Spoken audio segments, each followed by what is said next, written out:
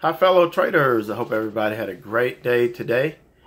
It was a pretty crazy day in the market, but the market did exactly what we were looking for it to do. We talked about this weekend, we talked about the key levels, and it did exactly what we wanted it to do. Unfortunately, I could not maximize the potential of those moves. I was just out of sorts, out of sync, and it all started this morning from the very first trade. After that first trade, I lost something very valuable to us as traders. It's the mindset of positive expectancy. The positive expectancy is what gives us our edge. It's what helps us have confidence and belief in our system. And knowing that, okay, sometimes it's not going to work, but at the end of the day, at the end of the period, we will be profitable if we continue to do what we're supposed to do. And I lost that. So I had to take a walk and clear my head and just kind of reset. But, you know, we have to be able to accept what the market gives us and adapt to it and, you know, move on. And I usually have a good, I'm good about doing that. I'm good about not overreacting, not being overly emotional, and just keeping that focus. But today, you know, maybe I was just a little bit too excited. You know, I woke up at 3 o'clock in the morning and I'm looking at the SPY. I want to know where it's trading. I'm looking at the E-mini futures.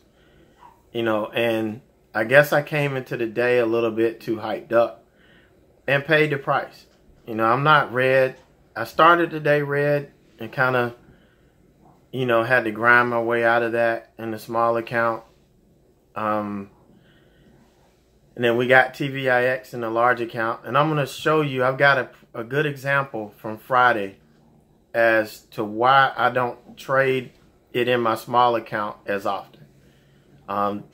It's just a volatility thing, and it's about managing my risk. So without further ado, let's just jump into our recaps and we can talk about some trading.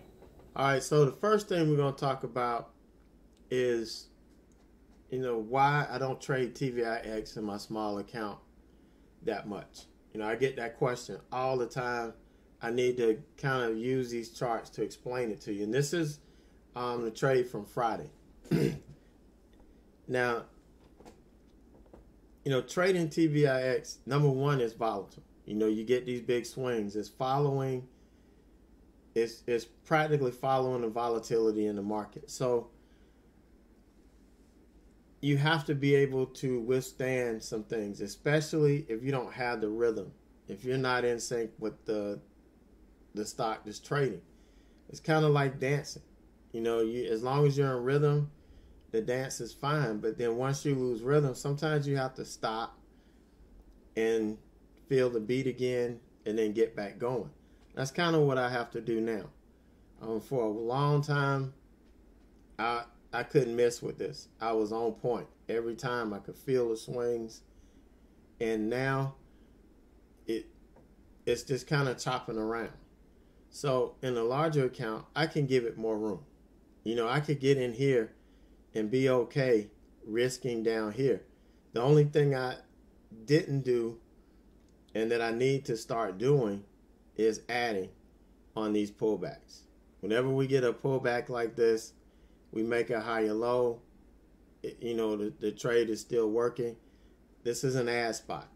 And, you know, if I had added, I could have really made some money. I could took some profit here, added on this pullback, and, you know, took some profit up here, possibly added on this pullback, and just made some money. But I'm not in rhythm. I'm not in a groove with this at that point. So that's something that I'm going to have to work on. You know, if the market's going to stay volatile for the next month or two, TVIX is going to be in play for me for the next month or two. You know, until this volatility slows down and the market starts creeping again, this is going to give us opportunities. So on Friday, you can see this is the Apple swing. We're still in it. I'm still hanging on to it. TWLO, I closed out Friday. You know, it pretty much knocked me out, break even right after the open. So we only took a hit for commissions and fees. That was it. It got me out at break even. And then TVIX is the one that, you know, we traded. That's what this trade is here. Wasn't as clean as it could be. Like I said, I'm just not in the groove, not in the rhythm. But not bad, though. 660, 656. Not often this comes out even, but, you know, should have been a lucky charm for me. But not bad on that. Now, here's a small account. Practically the same trade. Almost the same trade. Or same result. Here is, you know, instead I got in the big account over here. Here, I kind of did the same thing. I thought we were bouncing. And it ended up being a pullback. Because I can't risk but so much of my account per trade. I had to stop out. Now, I know you look at this chart after the fact and you can say, man, if you'd have just held on, you know, you'd have made money on this. But you can't just do that. You can't think that way. You've got a plan. You've got to stick to it. If you start breaking up and getting away from your plan, that positive expectancy that you need, that's a integral part of your success as a day trader, is gone. And your confidence is gone. And you don't have a strategy anymore. You're just trading by the seat of your pants, and you know that doesn't work. You can make it work for a little bit, but eventually it'll catch up with you. You'll start writing checks that your butt can't cash, and it'll be all over for you. So, you know, I have to respect that. I have to respect my plan. And positive expectancy is not just going in a trade thinking that you're going to get the positive results are going to end in profit all the time. Positive results could mean you stopping out when you're supposed to. Positive results means you saw something happen in the market and you reacted to it based on your experience and what you're seeing and what you're feeling. You know, that's positive expectancy. Knowing that, hey, if something happens, I know I can handle it. I can make the right decision. Otherwise, I can stick to my trade plan and trade it out. You know, we know as traders, we know we're going to lose some trades. It's just a cost of doing business. It's like if you're in the restaurant business. You're going to have enough food and you're going to have an excess. So you're going to accept the fact that, hey, I'm going to have to throw away some food. I'm going to have to get rid of some of this. It's going to create a loss. But if I don't, I'm not going to make money. If I do, I have it to make money. And I'm going to make it back tenfold. And that's the way we have to look at it in trading. So today I lost that. You know, we'll look at that here in a second. Let's close out. Last week. So we had one huge day in the small account. These are okay, but I mean, I'm gonna be straight up with you. When you're growing your account, you're trying to get to that next level by opening up an account over PDT, one here in the country, in the United States. Every little bit counts. Every little bit adds up. You know, I have a guy that he started with about $2,300, got all the way down to $175. And you know what? He started looking, and I told him, look, I mean, you can only trade with the $175 you got. So you got to find dollar stocks. You got to find stocks that cost $1 and that has the potential to move about 50 cents a day. Or it can move, 25 cents. You need to find several trades. And he has gone from $175 to $700 and some dollars in a month, making $50 a day. On just looking to do that. And just trading within himself. That has taught, and he said that has taught him more than anything. It's like, I was so happy to get a $50 a day green versus losing, 140, 150 bucks. It's, trying to catch big trades.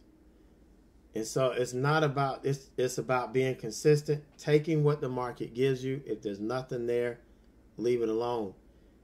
If you're kind of out of sorts, you got to walk away for a minute, try to catch yourself, and then come back.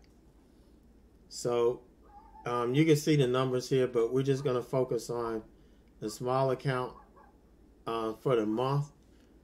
We've got almost $1,600 for the first 2 weeks of December. Nothing to write home about, not at all. But this month has started out a little bit slower. The market just doesn't know what it wants to do right now. It is selling, but as you saw today, there's some people that just don't want this to go. And they're going to continue to try to defend it and catch some people coming in, trying to entice them to buy this market back up. But so far, up until the end of last week, we got 78, 61, 76. I will be wiring out on Thursday. So we'll have enough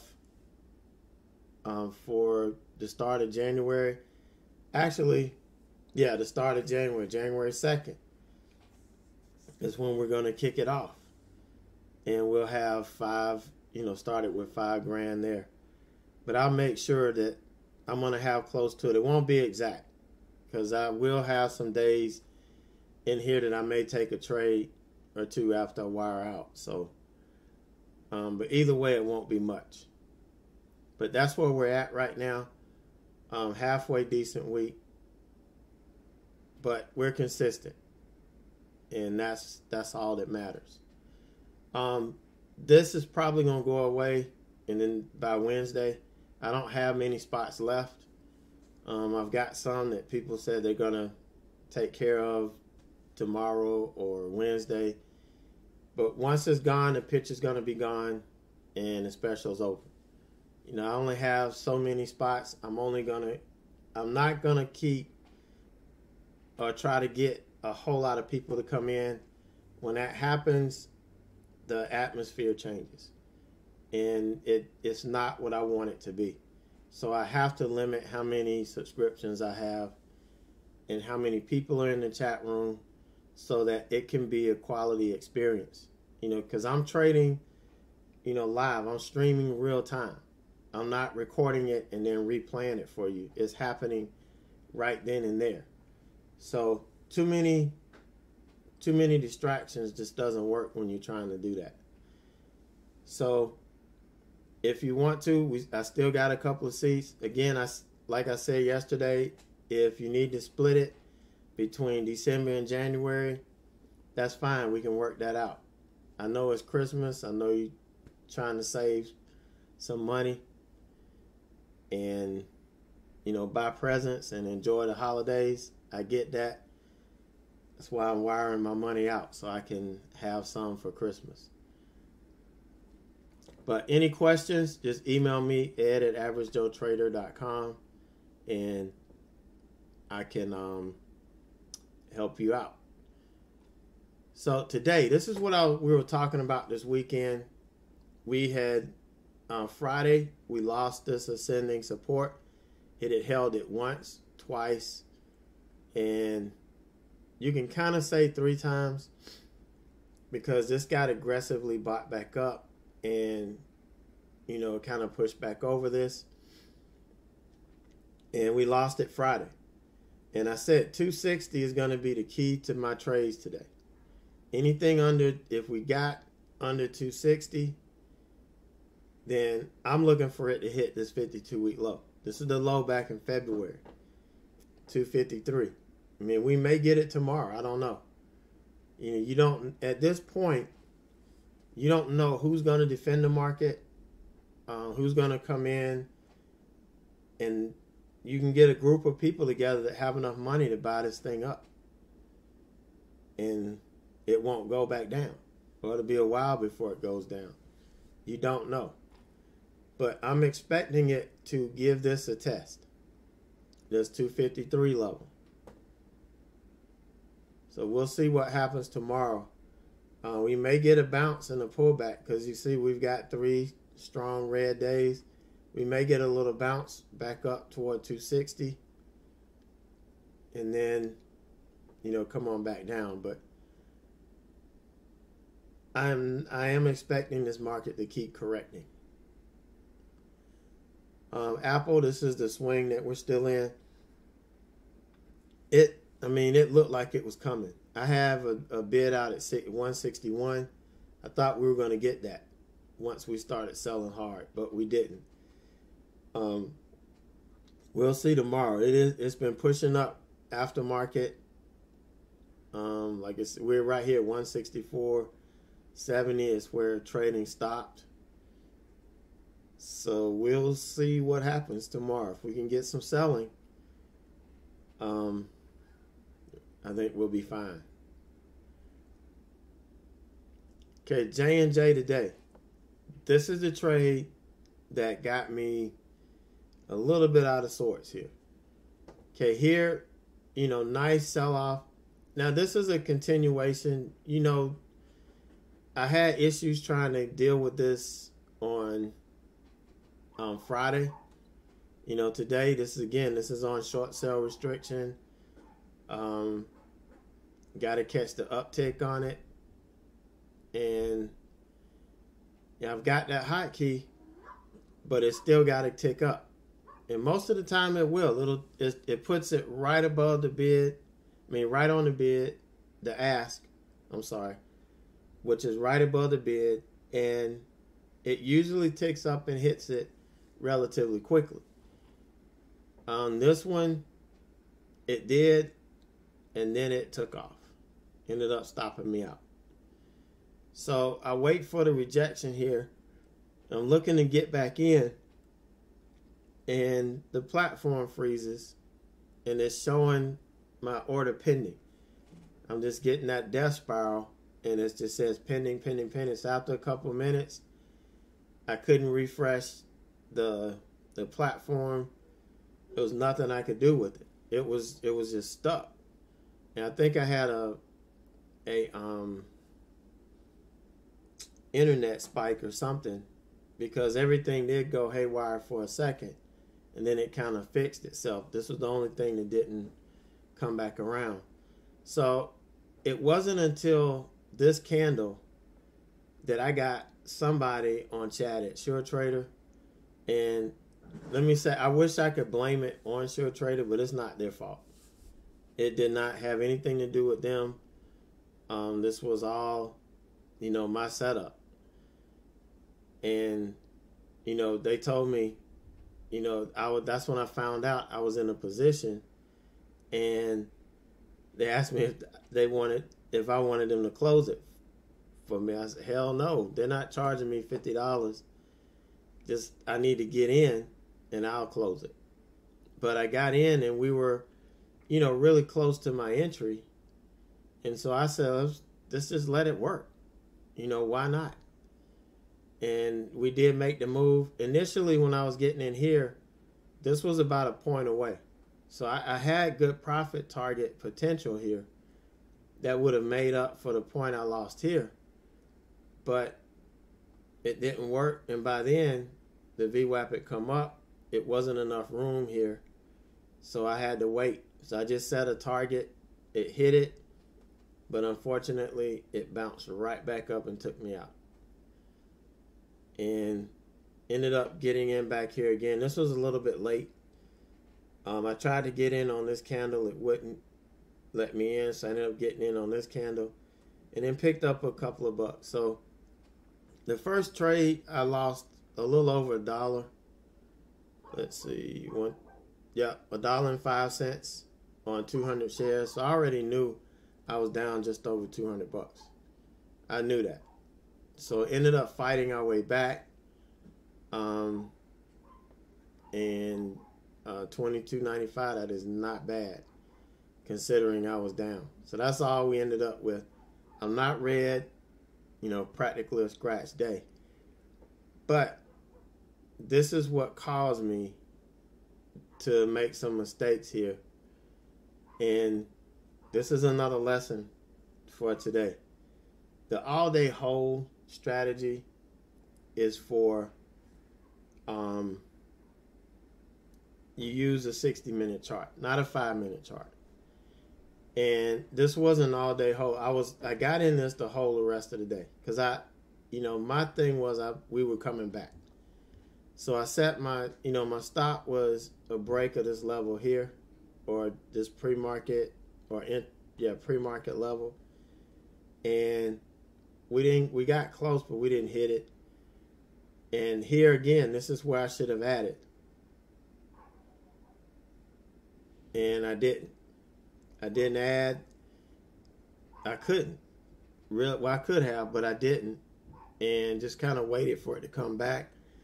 Ended up getting profit here, but I'm watching a 5-minute chart. I'm not supposed to be watching it. I'm watching a 5-minute chart, and I see this spike down on the SPY and spike up here really quick. Wham!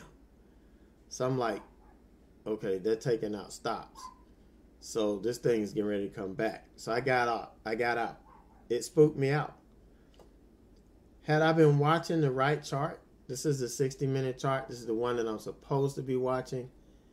I would have maximized the potential of this trade. So I made a mistake today watching the stock on a smaller time frame. I wasn't following the plan, and it ended up biting me. It limited me on how much I could make. So later on, I ended up, flipping back, and we just did a regular day trade on it. But you can see here, I'm just out of tune with this. For weeks and weeks, I knew exactly where the bounce was, and I would get in right on time and ride it up. Here, I'm getting in right on time for the pullbacks. Right on time for the pullbacks. Still making money, but it's limited. If I did this, I need to add, put adding to my position in my toolbox. If I'm going to be doing things like this. But I don't want to. I don't want to have to hold through this. I want to wait until I know we're getting a bounce. And this one was just a fear of missing out thing because there was no indication that we were going up yet. Okay, here, this does look like a little bull flag, here. But there was no break. There was no indication that we were going to go, so should have held on a little bit longer. But still good day, 936.47. We're still holding Apple. A short. I was getting ready to take it off. I really, in my mind, wanted to take this thing off, but I didn't. I hope it doesn't come back to bite me. But we were up really nice on this today.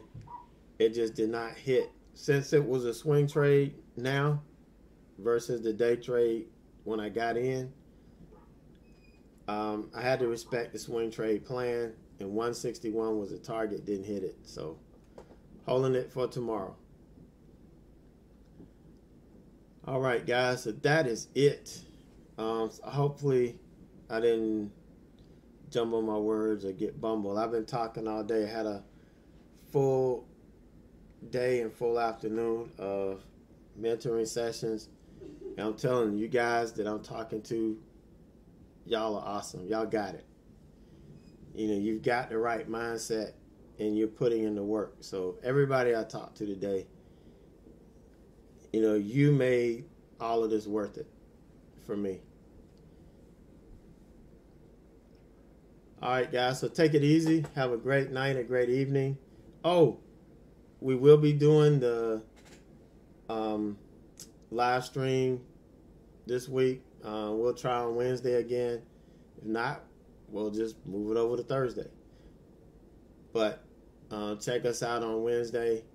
If you're thinking about joining the community, you want to check it out, come in and see what we do. Like I said, I stream my platform live, real time. So you get to see the train wrecks, the meltdowns, all that good stuff. You get to see it live. I can't filter it out. So sometimes it's good, sometimes it's bad. But again, y'all guys have a great night, and I will see you in the morning.